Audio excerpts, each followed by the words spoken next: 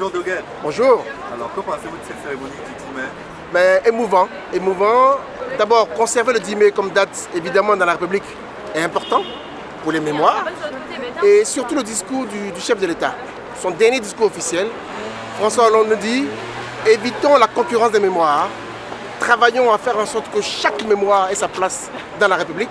Et puis surtout une annonce formidable de la Fondation. C'est une cérémonie à la fois empreinte de gravité, d'annonce. Et on a vu là une sorte de passation de pouvoir avec le président élu qui va avoir dans sa charge aussi à faire respecter toutes les mémoires vivantes de la République. Et puis à continuer à veiller, comme l'a dit le président Hollande, à, continuer à lutter, à sanctionner tout ce qui est discrimination et racisme.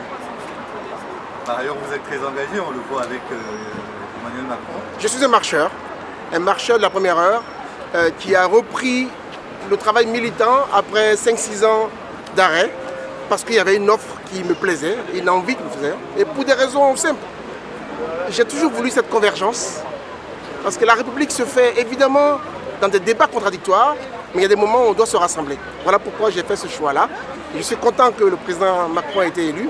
À nous de faire en sorte que pendant ce quinquennat, ses initiatives, son projet, ses engagements et sa vision se mettent en œuvre sur tous les territoires de la République. Et qu'est-ce que côté africain on peut attendre de l'élection de Emmanuel Macron? Dans ces engagements, il y a surtout, j'allais dire, créer l'emploi local, s'appuyer sur la société civile, travailler avec les hommes et les femmes qui font l'Afrique nouvelle.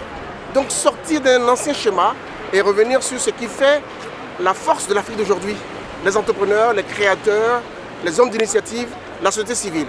Et je pense qu'aujourd'hui, nous avons en France suffisamment d'instances et d'institutions qui peuvent permettre de mettre en œuvre cette politique-là pour que nous soyons là aussi, nous, diaspora, entrepreneurs, pour l'accompagner dans la réussite de son projet. Merci beaucoup. Merci à vous.